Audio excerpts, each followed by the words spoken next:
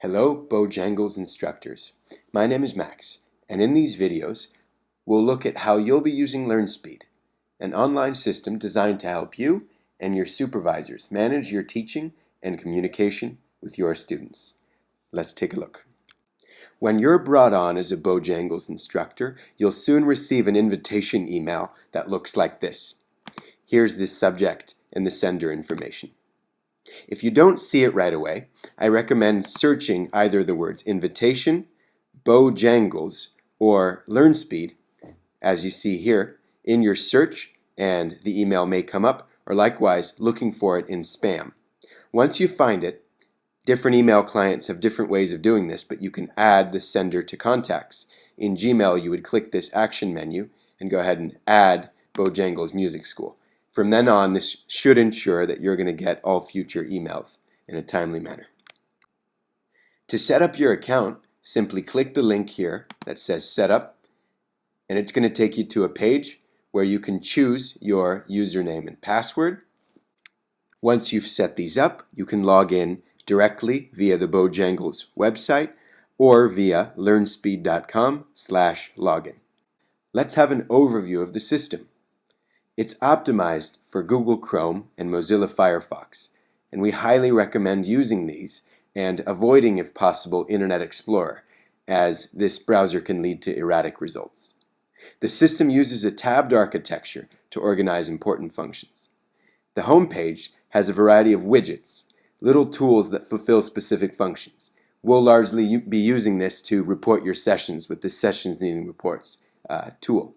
The calendar, of course, facilitates scheduling, and it's going to be a big part of your use of the system.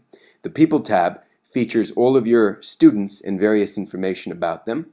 My Sessions contains a list of all of the sessions you've done across various students. Groups helps organize group work, probably won't be using that too much. My Timesheets gives you a listing of all of the payable items you've earned based on the work that you've done. And Reports gives you a little bit more flexibility in terms of seeing your sessions and your timesheets. BoJangles will go through the process of matching you with students based on the staff's professional expertise. Once you're matched, you may receive an email or a communication directly from BoJangles or an automated email that looks like this. When you're matched with that new student, you'll want to go into LearnSpeed and look up the student information. You can go to the People tab and either search for the student or just find their name within the list and click on their name to go to their account. On the main page, you'll find their contact information, sessions that they may have done previously to working with you at BoJangles, their schedule if they have one, and importantly, work orders. The work order will be BoJangles professional staff's way of communicating to you the student's background, preliminary scheduling information, and any instructions and objectives around the work that they may want to communicate to you. To view this work order, you can simply hover over the eye and click to pin, and you can read it and follow up with BoJangles staff about any questions that you may have. Once you've read the work order, you'll want to contact the family, introduce yourself, and set up ongoing scheduling. It's important to do this soon after you find out about the match. This will help keep the ball rolling smoothly on the entire process. To schedule an event, click the cell for the day and time of interest. Let's say Monday at 2 p.m. Let's explore this add event form, as there might be more than meets the eye. For one, while you can name events if you'd like, you never have to, as the event is automatically going to be named after the student attendee whom you add. This step is very important because it allows your supervisors to see whom you're working with and links this calendar event to the sessions that you'll be logging under the given student's account. Add attendee, begin typing the student's name. It will filter down, and when you select them and save the event, it's automatically going to name it after this particular student, as you can see, count bassist in this case. Your event color will be clear by default, but you can hit this action menu and choose from one of 20 different colors in which to have your events displayed. To edit an existing event, you can just click the text for that particular event, and it's going to take you to this summary page If you hit edit again, it's going to take you back to the original form. Likewise, if we click into the gutter region of this particular time, it's going to assume that we're scheduling an entirely different event. Heading back to our form, the default event will be 45 minutes, as most BoJangles events will either be half an hour or 45 minutes with the student in your lesson. But if you want to change this, you can either type over it very easily and take care to maintain that same format of hour, colon, minute, space, AM or PM, or you can use this built-in tool, which I liken to a game of Snake on the old Nokia phones. If we want to choose 2:45, we head horizontally to the 2, straight down, straight over to the 45, straight down, over to PM, and then we click. As long as you click at the end, it's going to do it just fine. If your event is going to be ongoing, you can check recurring. You can specify either the number of times that the event's going to occur or the date until which the event occurs. If you feel like the event's going to be happening indefinitely, just put a sufficiently large number here so that it won't matter in practice. And if the event ever ceases, you can always delete the series and not worry about it.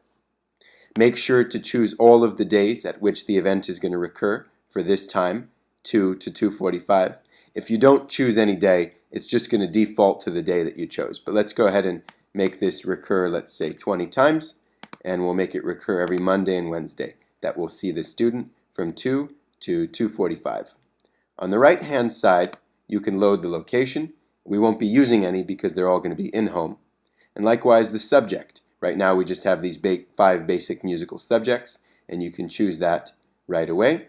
And the session type. Is it a 30-minute lesson or a 45-minute lesson? This will impact both the rate at which the client is charged and the rate at which you'll be paid, so it's important that you get that one right. Luckily, it should be pretty intuitive. Recurring events, as in the series we just made, will carry this R icon. To edit a single event in the series, you can change its time by dragging and dropping to a different day, and that's only going to affect the single event. Likewise, when you click to get the summary page, you have the option to either delete all future events, just delete the single one, or when you hit edit, it's going to prompt you. Do you want to edit the single event or all future ones? You can make that distinction as necessary. Those are all of the mechanics of the calendar. I just want to reiterate that you want to try to maintain your schedule within LearnSpeed on as regular of a basis as possible, so that way your supervisors can keep their finger on the pulse of what you're doing with students. When the start time of any given event rolls around, provided that you're being vigilant about putting in student attendees, it's going to become a session needing report. This is important not only for you, but also for the professional staff, to know who is logging students and who might be overdue. After 24 hours, this row will turn red, indicating that the event is overdue. In practice, you're going to want to be logging these very soon after you have the session with the student, and we'll look at how you're going to be integrating the videos that you're going to be making, but you have up to 24 hours to do these until they're considered overdue. Again, as there's more here than meets the eye, let's go through the form. Hours and date will default from the calendar event settings. If you've been approved to go over the normal time, you can change hours to anything you want, as long as it's in decimal format in increments of 0.25. Remember, 0.25 hours represents a quarter of an hour or 15 minutes. For type, simply select whether it was a 30-minute session or 45, and for subject, select the correct one. All of these settings that we've looked at, if you put them into the calendar event initially, will default for the entire series, so it's convenient to do so right from the beginning. Attendance is an important one. Most of the time, you're going to be selecting lesson completed, and that's there by default. But if the client cancels, it's important to distinguish. Did they give you more than 24 hours notice or less? If less, it's important to mark that because after a certain amount of free cancellations, the client may be charged to discourage late cancellations in the future. If anything about this report or this lesson requires attention from the professional staff, you can check this box. And in their Approved tab, they're going to get a big red exclamation point that draws their attention to this particular session. You can very simply rate the student's preparation for the work, their engagement during the work, and their progress through the work. And these will be good indicators to the professional staff about how the sessions are going. I'll remind you at this point that you're going to be using your iPads to generate short video captures of particular lesson notes for your students. You can paste the YouTube link here, and in the email that they receive, it's going to be formatted and indexed as a link with a little bit of a video capture built in. Likewise, if you want, you can put in any specific written notes to the student.